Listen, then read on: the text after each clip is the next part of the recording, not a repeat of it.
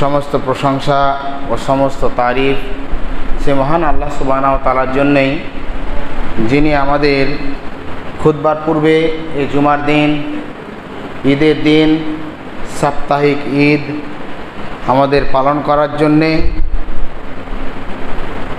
আল্লাহর রহমতে অসীম কৃপায় খুতবার পূর্বে এসেছি এবং আল্লাহ তৌফিক দান করেছেন। সেই মহান আল্লাহ সুবহানাহু ওয়া তাআলার প্রশংসা করি, তার ইজ্জতের প্রশংসা, তার সম্মানের প্রশংসা। আলহামদুলিল্লাহ। তারপর আমাদের আখির নবী তাজদার মদিনী আহমদ মুজতবা মুহাম্মদ মুস্তাফা রাসূল আরবি সাল্লাল্লাহু আলাইহি সাল্লামের উপর অগণন দরুদ হোক। আল্লাহুম্মা সাল্লি আল্লাহুম্মা বারিক আলাইহি। আজকে খুতবার বিষয়বস্তু হচ্ছে জিলহজ মাসের 10 তারিখের করণীয় কি, অর্থাৎ জিলহজ মাসে যে 10টি দিন রয়েছে, এই 10 দিনের কি কি ফজিলত রয়েছে এবং আমাদের করণীয় এবং বর্জনীয় যেগুলো জিনিস রয়েছে সেগুলো শুনবো, যেন আল্লাহ সুবহানাহু ওয়া তাআলা আমল করার তৌফিক দান করেন। আল্লাহুম্মা আমিন। আজকে হচ্ছে 29 তারিখ, জিলকাদা মাসের 29 তারিখ, অর্থাৎ বছরের লাস্ট মাস, লাস্ট তারিখ। আগামীকাল অর্থাৎ আজকে মাগরিবের পরেই চাঁদ দেখা দিতে পারে, বা গণনা হিসাবে চাঁদ দেখা দিবেই, এটাই মনে হচ্ছে ঠিক। যখন চাঁদ দেখা দিবে সেই তারিখ থেকে নিয়ে 10 তারিখ পর্যন্ত কিছুগুলো আমল রয়েছে। যেরকম হাফসা রাদিয়াল্লাহু তাআলা আনহা বলেন, রাসূল সাল্লাল্লাহু আলাইহি সাল্লাম বলেছেন, যে ব্যক্তিরা কুরবানি করার ইচ্ছা পোষণ করেছে, অর্থাৎ ইচ্ছা করেছে, সেই ব্যক্তি যেন নখ, গোপ, চুল কাটা থেকে বিরত থাকে। তাহলে যারা কুরবানি দিবে তারা নখ, গোপ, চুল, জেরেনাফ, জায়েদ যেগুলো জিনিস রয়েছে সেগুলো থেকে বিরত থাকবে। দাড়ির কথা বলা হয়নি, কাল থেকেই শুরু হবে। দেখবেন একদিন মানে ভুল বুঝাবুঝি হয়, তার জন্যে মৌলানা সাহেব দাড়ি কাটা যাবে কিনা, চাঁদ উঠে গেছে, মৌলানা সাহেব দাড়ি কাটা যাবে কিনা। আরে দাড়ির কথাই বলা হয়নি কোনো জায়গায়। আপনি গোপ, নখ এবং চুল বা জেরেনাফ, নাভির নিচের চুল, সে সমস্তগুলোর কথা বলা হয়েছে। কখন কাটবেন? ঈদ পড়ে এসে কুরবানি হওয়ার পরে আপনি সেগুলোকে কাটবেন, আপনি একটা নেকির হকদার হবেন। এছাড়া যারা কুরবানি দেয়নি বা দিবে না বা ইচ্ছা পোষণ করেনি, তারা চাইলে কাটতে পারে, রাখতে পারে, ঐচ্ছিক ব্যাপার। তাহলে আমরা এটা ক্লিয়ার হলাম। 10 তারিখ, 1 তারিখ থেকে না 10 তারিখে একটি আমল। দ্বিতীয় একটি কথা হচ্ছে, সমাজের মধ্যে প্রচলিত রয়েছে যে চাঁদ উঠে গেলে মাংস খাওয়া যাবে না। বহু প্রচলিত কথা এটি। এর কোনো হাদিস দ্বারা সাব্যস্ত নেই, সহিহ সনদ দ্বারা প্রমাণ নেই, বা কোনো এটি কোরআন হাদিস, ফিকহ, মুহাদ্দিসিন, মুফতিয়ান ইকরাম ফতোয়া দেয়নি। কোনখান থেকে এসছে, কি করে চলছে, আল্লাহ জানে। যেরকম রাসূল সাল্লাল্লাহু আলাইহি সাল্লাম, আবু সাঈদ খুদরি রাদিয়াল্লাহু তাআলা বলেন, রাসূল সাল্লাল্লাহু আলাইহি সাল্লাম ঈদের নামাজ পড়ালেন, মা সাল্লাই, তো আমি তাদের সঙ্গে ঈদের নামাজ পড়লাম। ফাকামা রাসূলুল্লাহ সাল্লাল্লাহু আলাইহি সাল্লাম, আল্লাহ রাসূল দাঁড়ালেন, ওয়া খাতাবা, খুতবা দিলেন। খুতবাতে বলছিলেন যে যেই ব্যক্তি আমাদের সঙ্গে সালাত আদায় করলো, আমাদের সঙ্গে সালাত আদায় করার পরে গিয়ে সেই ব্যক্তি কুরবানি করলো, সেই ব্যক্তি কুরবানি করলো। আর যে ব্যক্তি সালাতের পূর্বে পশু জবাই করেছে, সে ব্যক্তি কুরবানি করেনি, সে ব্যক্তি গোশত খেয়েছে। আবু সাঈদ নিজে বলছেন, কামা আবু সাঈদ দাঁড়ালেন, দাঁড়ার পরে বলছেন যে আল্লাহ রাসূল, যাবাহাতু কাবলাল ঈদ, আমি জবাই করে দিয়েছি ঈদের পূর্বেই। আমি মনে করেছি যে ঈদের দিন গোশতের প্রয়োজন, আগে বা পরে, তা আমি জবাই করে চলে এসেছি, এখন কি করব? আল্লাহ রসুল বললেন যে তুমি আর একটা জবাই করো, ওটা তোমার গোশত খাওয়া হয়েছে। তখন আল্লাহ রসুলকে বলছেন যে আল্লাহ রসুল, আমার বাড়িতে তো আর কিছু নেই, একটা ছোট্ট বাচ্চা আছে যেটা 6 মাস 7 মাস এরকম হবে। তা আল্লাহ রসুল বলছেন যে তুমি সেটাকেই জবাই করো, বলে খাসা, কিন্তু এটা তোমারই জন্য শুধু। এই হাদিস দ্বারা বোঝা যায় যে যদি ঈদের আগে জবাই করে তাহলে আপনার গোশত খাওয়া হবে, তাহলে আপনি তো গোশত খাওয়ার জন্যেই জবাই করেছেন। আর পোলট্রি তো ঈদের পশু নয়, আপনার মুরগি তো ঈদের পশু নয়, হাঁস তো ঈদের পশু নয়। বাহিমাতুল আনআম যেগুলো বাড়িতে পালিত পশু সেগুলোর হচ্ছে ঈদের পশু। আপনি যদি সেগুলোকেও জবাই করেন আপনার প্রয়োজনে বা খাওয়ার দরকারে, তাহলে আপনার জন্যে জায়েজ রয়েছে। যদি ঈদের জন্যে যেটা, অর্থাৎ কুরবানির জন্যে যে পশুটাকে আপনি মেনেছিলেন সেই পশুটাকে আপনি জবাই করে দিয়েছেন, তাহলে তার বদলে জবাই করতে হবে। এখন আমরা এই হাদিস দ্বারা আরেকটা মাসআলা জানতে পারলাম যে 6 মাসের ফোন আছে। মোল্লা সাহেব, আমার বাড়িতে একটা ছাগলের বাচ্চা আছে, তো ছাগলের বাচ্চাটা দাঁতে নি, বাড়েরই, জিনা চলবে না, সেটা তার জন্যেই নির্দিষ্ট ছিল। আবার মন গড়ানো কিছু ফতোয়া আছে যে মেহমান যদি আসে তাহলে মুরগি জবাই করা যাবে, আর মেহমান যদি না আসে তাহলে মুরগি জবাই করা যাবে না। আপনাদের এখানে আছে কি না আছে কে জানি, কিছু জায়গায় আছে। আর যদি কড়া পরহেজগারিতা থাকে ওর বাড়িতে, তাহলে ও প্রমাণ করছে মেহমান টেহমান যা আছে তাকে বিসমিল্লাহ বলে একটা ডিম দিয়ে দাও, চোটাই চলবে। এগুলো নিজের বানানো হাদিস, হাদিস দ্বারা কোনো প্রমাণ নেই। তাহলে এই আমরা একটা মাসআলা পার হলাম, সেটা হলো এই যে চাঁদ ওঠার পরে আপনি যে কোনো সময় আপনি প্রয়োজন পড়লে আপনি মাংস খেতে পারেন, জবাই করতে পারেন, কোনো দ্বিধা নেই, কোনো শরীয়তে বাধা নেই।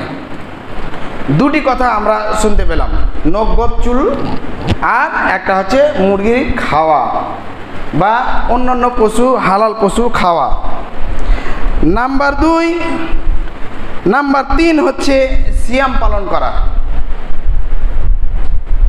রাসূল সাল্লাল্লাহু আলাইহি সাল্লাম বললেন যে পৃথিবীর মধ্যে যত দিন সূর্য উঠেছে আর উঠবে কিয়ামত পর্যন্ত, এইরকম 10টি দিন এত মহান যেটা আল্লাহ সুবহানাহু ওয়া তাআলা আমাদের উপরে রহম করে দয়া করে দিয়েছেন। সেটি হচ্ছে জিলহজ মাসের 1 তারিখ থেকে নিয়ে 10 তারিখ পর্যন্ত এই দিনগুলি। আর রাতের দিক দিয়ে বলা হয়েছে লাইলাতুল কদর খায়রুম মিন আলফি শাহর। তাহলে আমরা ক্লিয়ার হলাম যে দিনের দিক দিয়ে হচ্ছে মহান দিন হচ্ছে জিলহজ মাসের 1ম তারিখ থেকে নিয়ে 9 তারিখ 10 তারিখ পর্যন্ত। তাই আল্লাহ সুবহানাহু ওয়া তাআলা এই দিনের কসম খেয়ে বলছেন ওয়াল ফজরি ওয়াল ইয়ানিল আসর ওয়াশ শাফি ওয়াল ওয়াতর। এই দিনের আমল হচ্ছে 1 তারিখ থেকে 9 তারিখ পর্যন্ত আমল করা। আমল কি? সেটা হচ্ছে সিয়াম পালন করা। পৃথিবীর মধ্যে কোনো আমল এরকম নাই যে আমল দিয়ে আল্লাহ সুবহানাহু ওয়া তাআলাকে সন্তুষ্ট করা যায়। একটি আমল রয়েছে, যে আমলটি হচ্ছে সিয়াম। সিয়াম দিয়ে যত আল্লাহ সুবহানাহু ওয়া তাআলাকে সন্তুষ্ট করা যায়, অন্য কিছু আমল দিয়ে সন্তুষ্ট করা যায় না। বিধায় আমরা আবেদন রাখবো 1 তারিখ থেকে 9 তারিখ পর্যন্ত রোজা রাখা, যারা যারা রোজা রাখবে, সিয়াম পালন করবে, আগামী রাত থেকে শুরু করবে 9 তারিখ পর্যন্ত। মিডলে শুক্রবার আসলে কোনো ব্যাপার নাই। সিয়াম যেরকম রমজানুল কারিম আমরা পালন করলাম, লাগাতার পালন করব ইনশাআল্লাহ। আমরা গত বছর আমরা দেখেছি, বা তার আগে বছর, কয়েক বছর থেকে আমরা পালন করি ইনশাআল্লাহ। মেয়েরাও খুব পালন করে, আলহামদুলিল্লাহ, তাদেরকে জাযায়ে খায়ের দেখ আল্লাহ আমিন। তাহলে যারা যারা ইচ্ছুক তারা দিবেন। যদি না পারেন তাহলে 9 জিলহজ্জা তাকে সিয়াম পালন করতে হবে। আর রাসূল বলছেন, আহতাসিবু আলাল্লাহ আইয়াকাফফারা সানাতাল্লাতি ক্বাবলা ওয়া সানাতাল্লাতি বা'দা। কোনো ব্যক্তি যদি এই আরাফার দিনের রোজা রাখে তাহলে সেই ব্যক্তির 1 বছর পিছনের এবং 1 বছর আগেকার গুনাহ মাফ হয়ে যাবে ইনশাআল্লাহ। আমরা যদি সেই সিয়াম যদি পালন করি ইনশাআল্লাহ তারা আমাদের গুনাহকে মাফ করবে ইনশাআল্লাহ। বলছিলাম সেই গুনাহ মাফ হবে কিসের? সাগীরা গুনাহ। কাবিরা গুনাহ যদি হয়ে থাকে তাহলে তাকে কি করতে হবে? তওবা করতে হবে। এটা আমরা ক্লিয়ার হয়ে গেলাম 1 তারিখ থেকে নিয়ে 9 তারিখ পর্যন্ত। যদি কেউ না পারে তাহলে 9 তারিখে আমরা সিয়াম রাখার চেষ্টা করব। এই 1 তারিখ থেকে নিয়ে 9 তারিখ পর্যন্ত তাকবীর, তাহলিল আর তাসবিহ বর্ণনা করা এটি একটি সুন্নাত।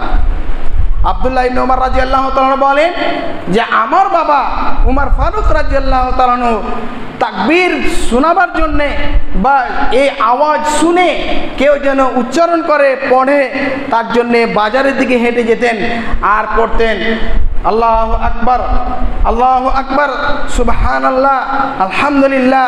এই যে তাসবিহগুলো রয়েছে, তাকবীরগুলো রয়েছে, এই তাকবীরগুলো বর্ণনা করা এবং পড়া।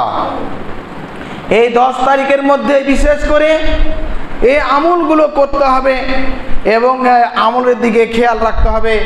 আল্লাহ সুবহানাহু ওয়া তাআলা যেন আমাদের আমল করার তৌফিক দান করেন, আমিন।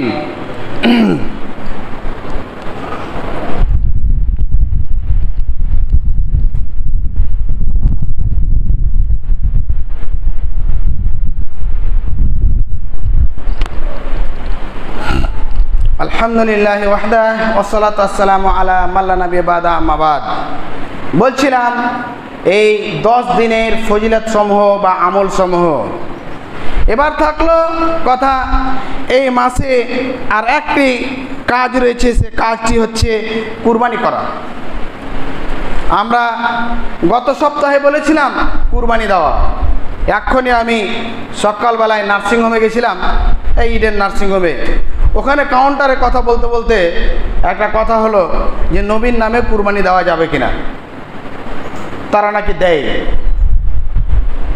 এই নীতি, এই নিয়ম কোনো হাদিস দ্বারা, কোনো সাহাবী দ্বারা, আজওয়াজে মুতাহহারাত দ্বারা প্রমাণ নেই।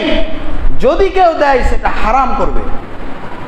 রাসূল সাল্লাল্লাহু আলাইহি সাল্লাম আপনার কুরবানির মুহতাজ, যিনাকে আগেকার পরেকার সমস্ত গুনাহকে মাফ করে দেওয়া হয়েছে। আপনি সুন্নত মোতাবেক যেগুলো বলেছেন সেগুলো করবেন আর যেগুলো মানা করেছেন সেগুলো ছেড়ে দিবেন। এটাই আল্লাহ রসুল আপনার উপর সন্তুষ্ট থাকবে। আল্লাহর রসুলের নামে কুরবানি দেওয়া যাবে না। আল্লাহর জন্যে কুরবানি হয়, আল্লাহর নামে কুরবানি হয়। তাহলে আমরা অবশ্যই জানলাম এই মাসআলাটা, যে আমরা যেন ভুল করেও এগুলো নিয়ত যেন না করি। আল্লাহ যেন তৌফিক দান করেন, আমিন। কুরবানির শর্ত হওয়া, কবুল হওয়ার শর্ত বলি। কুরবানি আপনি দিবেন, আপনি দেন, আল্লাহকে সমর্থ দিয়েছে, অবশ্যই দেওয়া উচিত। আল্লাহর রসুল সেটাকে উদ্বুদ্ধ জানাবার জন্য বলেছেন যারা কুরবানি দিবে না তারা যেন আমাদের মুসাল্লায় না আসে, অর্থাৎ কুরবানির ঈদগাহতে না আসে। কিন্তু জেনে রাখেন আপনার কুরবানি হবে কিনা আপনি নিজে বুঝেন। আপনার যদি হালাল যদি না থাকে তাহলে কুরবানি হবে না। হালাল ইনকাম যদি না থাকে আপনার কুরবানি হবে না। হাবিল আর কাবিল আল্লাহ সুবহানাহু ওয়া তাআলা সন্তুষ্টর জন্যে তারা কুরবানি পেশ করেছিলেন। কাবিল তার একটা দুম্বা বা ছাগল হাবিল পেশ করেছিল, আর কাবিল কিছু শস্য দানা পেশ করেছিল। আসমান থেকে আগুন এসে কাবিলেরটা জ্বলিয়ে দেয়নি, এরকমই ছিল, আর হাবিলেরটা জ্বলিয়ে দিয়েছিল। সেখান থেকে দুশ্মনী শুরু হয়, আর কাবিলকে সেই তার মাথায় শয়তান ফুক মারতে মারতে মারতে আল্লাযী ওয়াসওয়াসু ফি সুদুরিন নাস, শয়তান উদ্বুদ্ধ করে হাবিলকে হত্যা করে। এটি কথা আমরা প্রকাশ করে দিতে চাই যে রাসূল সাল্লাল্লাহু আলাইহি সাল্লাম বলেছেন যে আদম আলাইহিস সালামের দুটি করে সন্তান হতো, একটা ছেলে একটা মেয়ে, একটা ছেলে মেয়ে একটা মেয়ে। একসঙ্গে হয়েছিল কাবিল আর লিওয়াজা, আর আরেক সঙ্গে হয়েছিল ইকলিমা আর হাবিল। তারা এক অপরের মানে আগেকার মেয়ে পরেকার ছেলে, পরেকার ছেলে আগেকার মেয়ে, পৃথিবীকে বাড়াবার জন্যে আল্লাহ সুবহানাহু ওয়া তাআলার পক্ষ থেকে হুকুম ছিল সে বিবাহ দিত। আকলিমার জন্যে কাবিল যে হাবিলকে হত্যা করেছিল এই সনদ ঠিক নয়, এটি মিথ্যা জাল। এই কথাটি আমরা উল্লেখ করে দিতে চাইলাম। বোঝাতে চাই যে আমাদের শর্ত হচ্ছে এই যে হালাল রিজিক। উল্লেখযোগ্য কথা আরেকটি, যে সুদের টাকা দিয়ে আপনার কাছে টাকা নেই, আপনি সুদের উপরে ঋণ নিয়ে আপনি কুরবানি দিবেন, আপনার কোনো প্রয়োজন নেই। শরীয়ত আপনাকে এত বাধ্য করে না। লা ইকরাহা ফিদ্দীন কাদ তাবায়্যানা রুশদ। আপনার সামর্থ্য আছে আপনি দেবেন, আপনার সামর্থ্য নেই আপনি দেবেন না। তাই বলে কানের বন্দুক রেখে, হাতের বন্দুক রেখে, মালা বন্দুক রেখে সুদের উপরে টাকা নিয়ে আপনি কুরবানি দিবেন, আপনার কুরবানির 5 পয়সা দাম নাই, উপরন্ত আপনার গুনাহ। মান আকালা দিরহামান, যে ব্যক্তি 1 টাকা সুদের খাবে, কান খুলে শুনেন, ঘুমাবেন না। আপনাকে বলছি কিয়ামতের মাঠে এই মাইক, এই লাইট, এই মোবাইল, এই মসজিদ যতদূর আওয়াজ যাচ্ছে কিয়ামতের মাঠে আপনাকে সাক্ষী দিবে যে আমাকে বলেছিল কিনা। তাবারাকাল্লাহ সূরার মধ্যে এসেছে যখন তাকে জাহান্নামের মধ্যে দেওয়া হবে, সালাহুম খাজানাতুহা, তাকে জিজ্ঞাসা করা হবে আলাম ইয়াতিকুম নাজির, তোমাকে কেউ ভয় দেখায়নি? তারা বলবে কালু বালা, অবশ্যই বলেছিল। ফাকাযাবনা, আমরা মিথ্যা মনে করতাম। আরে মৌলবীদের এগুলোর কথা তারা তো বলবেই, বলতে পারে, বলবে ওদের কাজ, আমাদের কাজ। ফাকাযাবনা, আমরা মিথ্যা মনে করতাম। ওয়ানাজ্জালনা মিনাস সাই, আর কোনো আসমান থেকে কোনো জিনিসই মনে হয় নাজিল হয়নি। এগুলো পেট বাড়ানোর কথা। জেনে রাখতে হবে সুদের গুনাহ এত বড় গুনাহ, যে ব্যক্তি 1 টাকা সুদের খায় সেই ব্যক্তি 60 ওয়া 30 জিনিয়া, 36 বার জেনা করার সমান গুনাহ পায়। আমরা একটুকু গায়ে বাঁধি না। কোনো ব্যক্তি যদি যদি সম্পর্ক কোনো মেয়ের সঙ্গে কথা বলে নিয়েছে, তাহলে আপনি তার মেয়ের সঙ্গে বিবাহ দিতে আপনি অনিচ্ছুক মনে করবেন। কিন্তু একটা লোক বড় বড় ঋণ নেয়, বড় বড় ইন্ডাস্ট্রি চালায়, বড় বড় কোম্পানি চালায়, বড় বড় ব্যবসা চালায়, বড় বড় লোন নেয়, আর সেই টাকা দিয়ে কুরবানি দেয়, তার কুরবানি আল্লাহ সুবহানাহু ওয়া তাআলার কাছে গ্রহণযোগ্য নয়।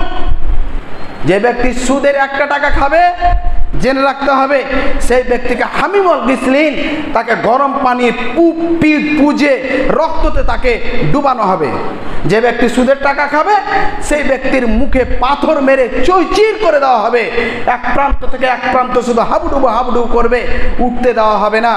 সেই ব্যক্তির এত বড় বড় গুনাহ, আর আপনি সুন্নাত আদায় করার জন্যে আপনি এত বড় গুনাহর মুরতাকিব হবেন, আপনার কোনো প্রয়োজন নেই। সুদের উপরে ধার করে আপনি যে টাকা নিয়ে কুরবানি দিবেন কোনো দরকার নাই। নেই আল্লাহ দেয়নি, আপনি নিয়ত করেন যে আল্লাহ সুবহানাহু ওয়া তাআলা আমার যদি দিত তাহলে আমি দিতাম। কিয়ামতের মাঠে কিছুগুলো লোক উঠবে, দেখবে যে তার খাতাতে আমলনামাতে রয়েছে বড় বড় মাদ্রাসা, বড় বড় মসজিদ, বড় বড় দানশীলের খাতার যেরকম থাকে ওই রকম। সেই ব্যক্তিকে জিজ্ঞাসা করা হবে, ওই ব্যক্তি তো বড় মাদ্রাসা খুলেনি, ওই ব্যক্তি মসজিদ খুলেনি, ওই ব্যক্তি তো এত বড় দান করেনি কেন?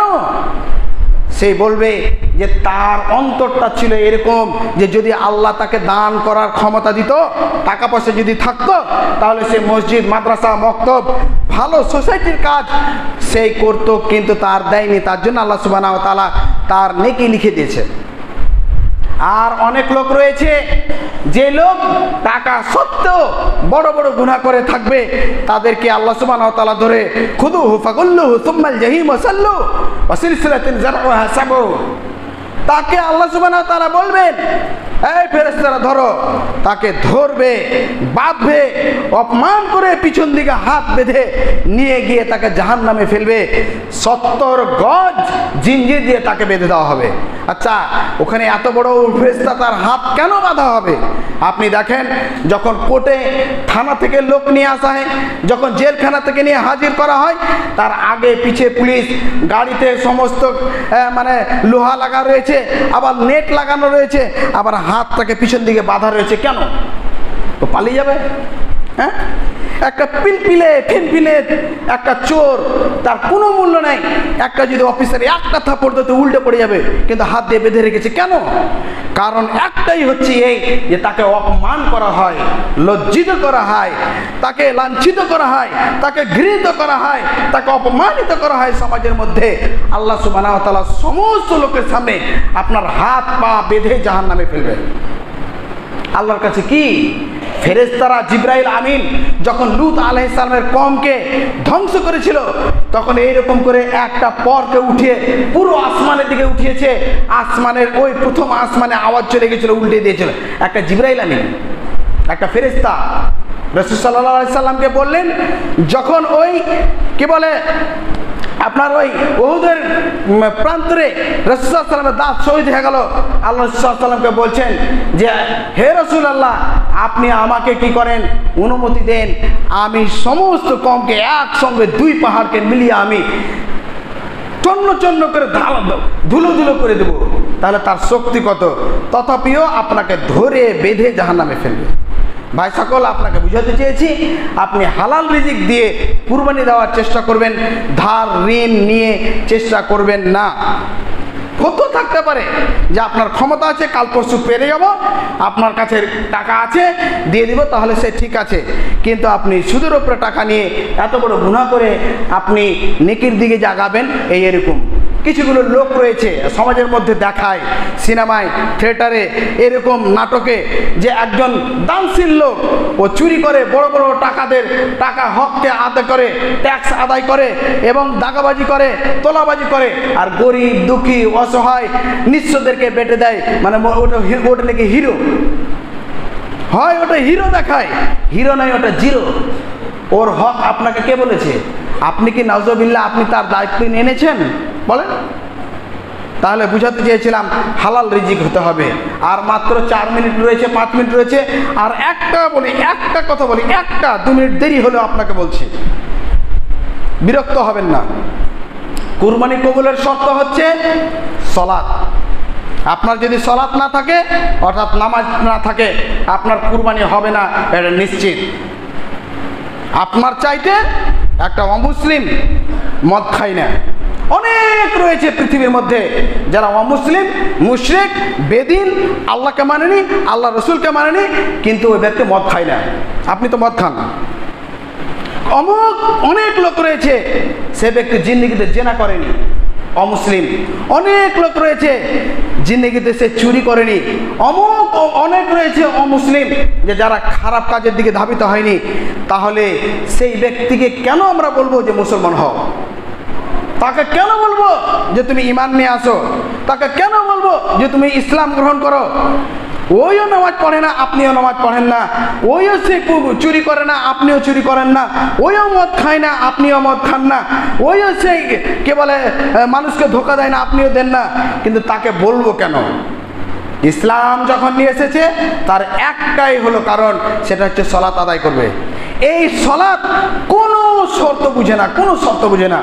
যেরকম আপনি যাকাত দিতে পারবেন না, শর্ত আছে যে আপনার পুরো বছর হতে হবে, যেটাকে আরবিতে বলে হাওলানে হাওল বা নিসাব।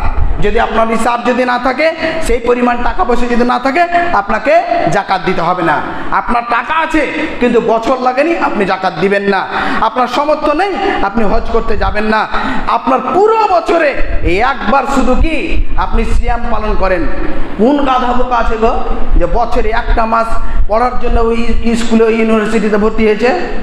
হ্যাঁ, তুমি এক বছরে শুধু একবার শুধু নামাজ পড়ে নিলা, আর তারাবি পড়ে নিলা, আর কি বলে সিয়াম পালন করে নিলা, তার জন্য ইসলামে চলে এসছো? ইসলামে আসার জন্য সর্বপ্রথম শর্ত হচ্ছে সালাত। আপনার সলাৎ নেই, কিচ্ছু নেই। আপনার সলাৎ আছে, সবই আছে। আপনি সলাৎ করেছেন, আপনার সব কবুল হয়েছে। আপনার সলাৎ নেই, কিচ্ছু নেই। যে ব্যক্তি সলাৎ আদায় করে না, তার কুরবানি কবুল হবে না, হবে না, হবে না। তাই বিনীত আবেদন রাখছি আমরা ইমাম হিসাবে, আলেম হিসাবে, আলেমে দ্বীন হিসাবে আপনাকে আপনার কানে পৌঁছে দিচ্ছি, আপনার হৃদয়ে পৌঁছে দিচ্ছি, আপনি জিম্মেদার। কেন? আমি দারোগা নয়। আল্লাহ সুবহানাহু ওয়া তাআলা বলছেন লাস্তা আলাইহিম বিমুসাইতির, তোমাকে দারোগা বানিয়ে পাঠাইনি, বাল্লিগু আন্নী ওয়াল আয়া, তুমি পৌঁছে দাও। তারপর আমি কি করব, তারপর আমি দেখছি।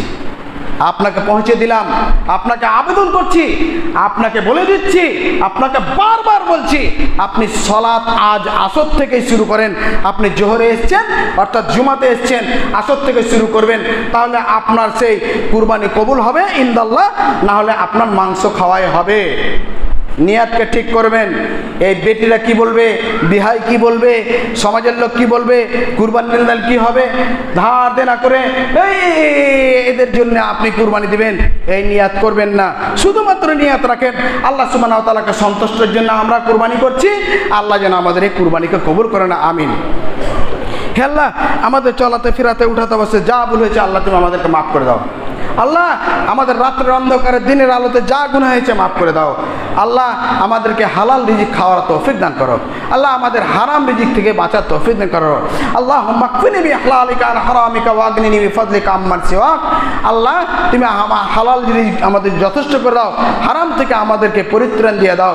আল্লাহ, আমরাকে কলমা নসিব করিও। আল্লাহ, আমরা যখন মরব তখন যেন আমরা ডান হাতে আমলনামাটুকু পাই। আল্লাহ, আমাদের যেন পুলসিরাতটা চট করে পার হয়ে যায়। আল্লাহ, আমরা যেন হজ কাউসারে পানি পান করতে পারি। আল্লাহ, যেন আমরা আরশের ছায়াটুকু পাই। আল্লাহ, আমরা যেন জান্নাতুল ফেরদাউসে সবাই যেন অংশগ্রহণ করতে পারি। আল্লাহ, যারা অসুস্থ রয়েছে সুস্থতা দান করো। আমাদের এই কালো মামার স্ত্রী বাড়ির পাশে, তিনার অসুস্থর জন্য দোয়া করতে বলেছেন, 10 লোকের কাছে চেয়েছেন। আল্লাহ, তাকে সুস্থতা কামেলাকে দান করো, আল্লাহ আমিন।